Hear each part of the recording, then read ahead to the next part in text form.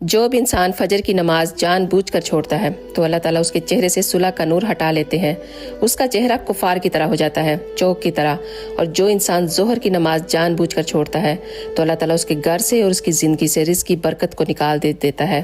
کما کما کر وہ تھک جاتا ہے لیکن برکت نہیں ہوتی۔ اور جو انسان عصر کی نماز جان بوجھ کر چھوڑتا ہے، اللہ اس کے جسم کی طاقت کو سلب کر لیتے ہیں، وہ بیمار رہتا ہے مسلسل۔ اور جو مغرب کی نماز کو جان بوجھ کر چھوڑتا ہے تو اس کی اولاد سے کبھی بھی اس کو نفع نہیں پہنچے گا۔